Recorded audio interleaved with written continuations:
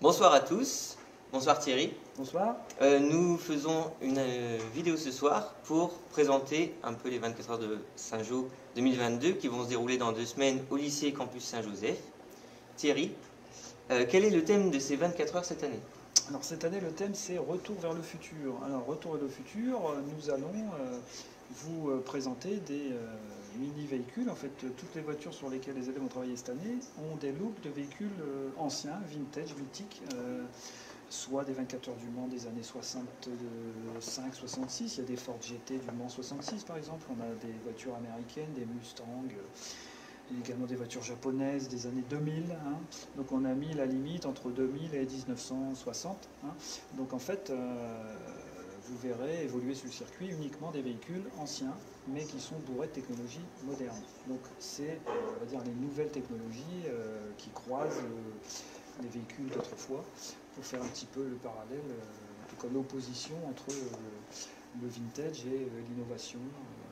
Sachant que maintenant, par exemple, de plus en plus de voitures vintage sont rétrofitées avec des moteurs électriques ou des motorisations électriques. Donc on surfe un petit peu sur aussi sur la mode du vintage qui est très en vogue en ce moment.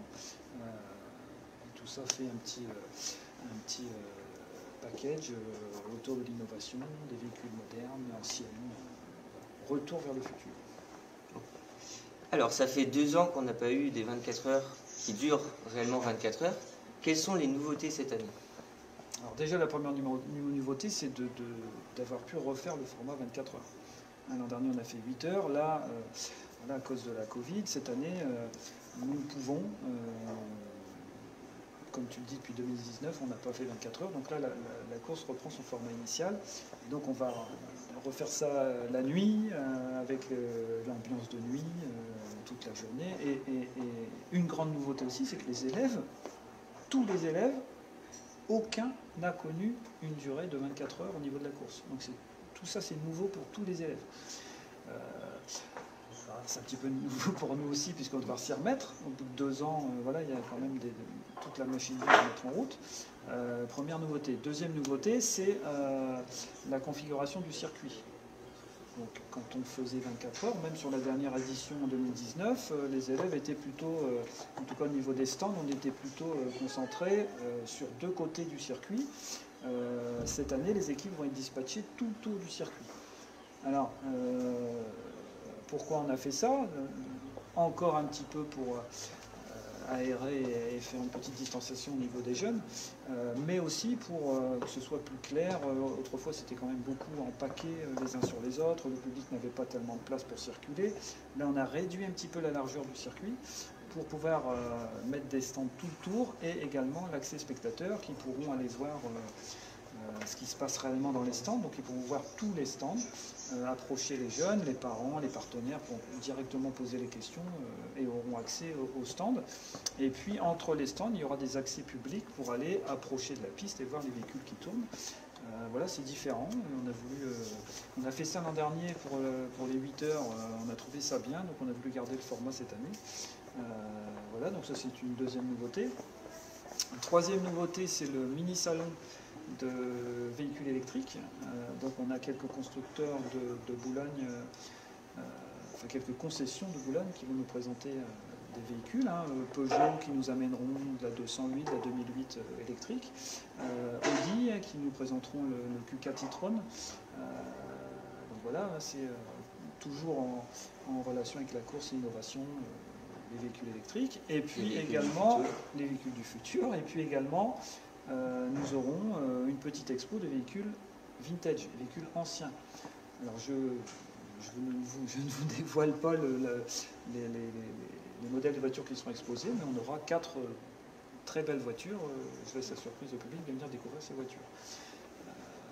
Voilà un petit peu pour les nouveautés de cette édition. Oui, non, et j'en oublie une, il y aura également un circuit de trottinettes électriques encadrées par des moniteurs.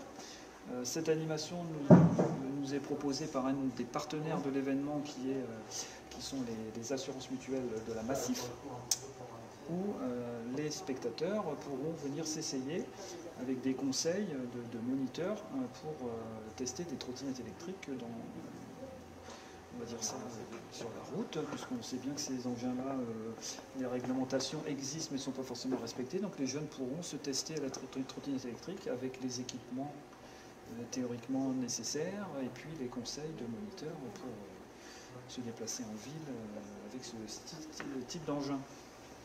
Très bien. Au niveau du programme de cette année, Oui. Qu'est-ce qu'il contient? Qu'est-ce qu'on va pouvoir retrouver? Cette année, déjà, ouverture au public le vendredi 13 mai de 11h à 20h. Lancement officiel de l'événement, ce sera à partir de 11h30 le vendredi 13 mai, avec la présentation des équipes sur le circuit, avec la présentation des parrains, avec les petits discours des personnalités de la direction de l'établissement et présentation des équipes. Ça, c'est 11h30. Ensuite, vers 12h, 12h15, on fait la grille de départ, on installe les voitures sur le circuit pour le départ.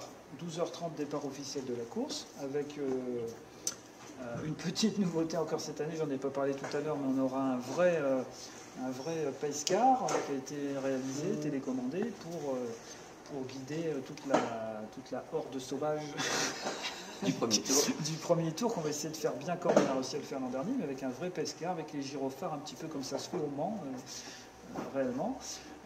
Donc ça c'est les 12h30, départ de la course.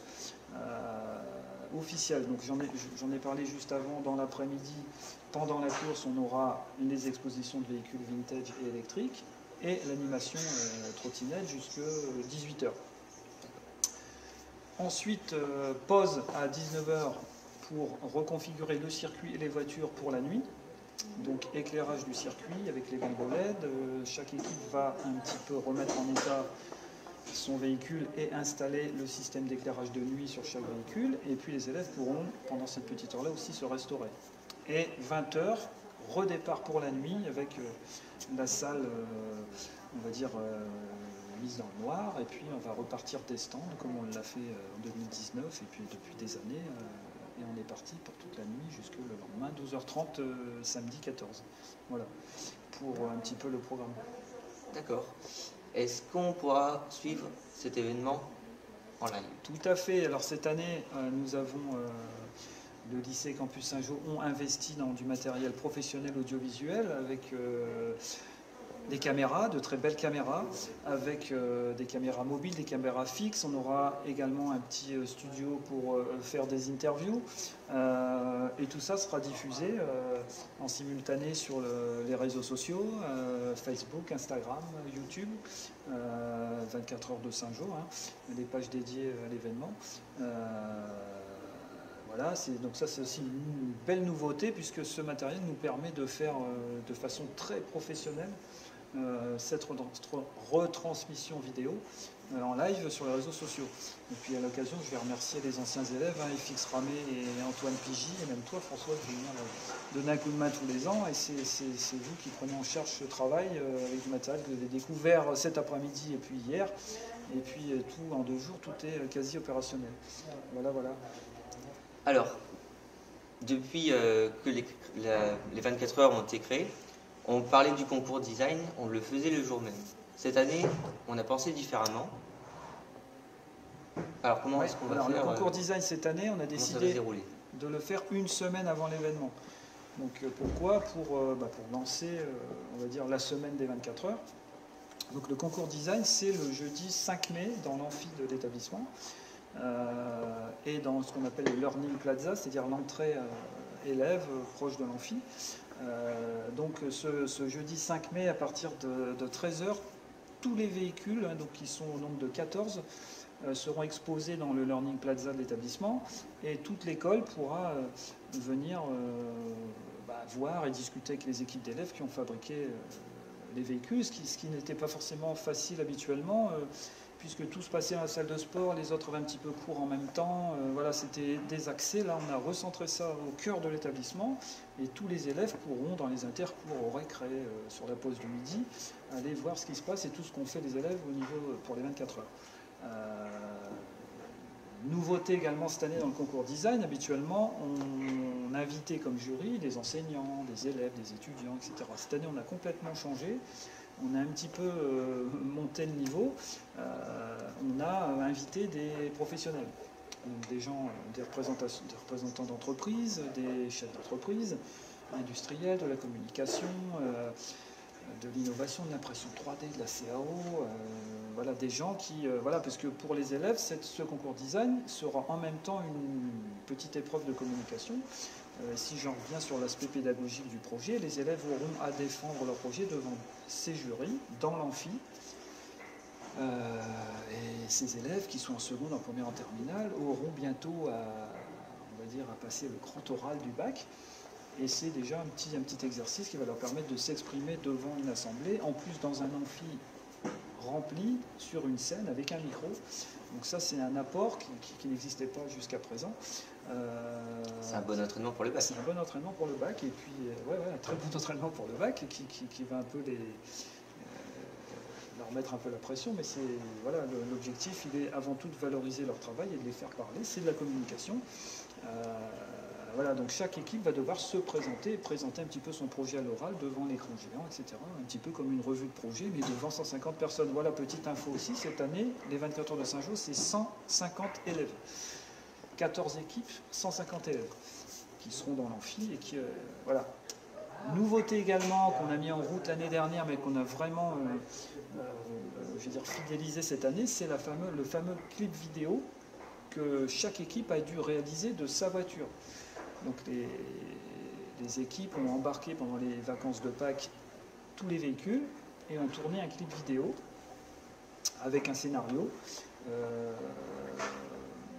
en rapport avec le thème, Retour vers le futur. Donc les scénarios, les lieux de tournage, etc. ont été choisis en fonction de ce thème. Et ces clips vidéo seront diffusés dans l'amphi devant toutes les équipes, c'est-à-dire que tout le monde verra ce que tout le monde a fait. Donc il y aura des beaux clips, il y a déjà des beaux clips parce qu'on nous en a déjà rendus, et d'autres sont en fin de tournage, ils ont encore jusqu'à mardi prochain pour finaliser leur montage. Donc ils seront jugés sur ce clip vidéo, sur on va dire la mise en valeur des partenaires, sur... qu'est-ce qu'on a encore dans ce clip, la qualité technique du montage, par exemple, sur voilà sur tout le scénario, quoi, comment ils ont mis en valeur la voiture, et puis les lieux de tournage un peu atypiques.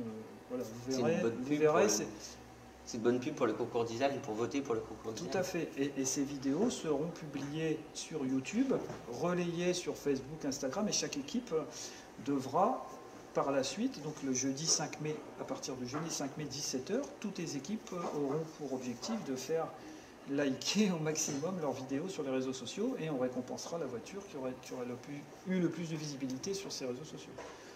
Donc ça, c'est le concours en réseaux sociaux. Voilà. Le trophée réseaux sociaux. Le 5 mai. Le 5 mai. À partir du 5 mai, ça, ce concours démarre jusqu'aux 24 heures. Donc ils ont une semaine pour faire liker toutes ces vidéos.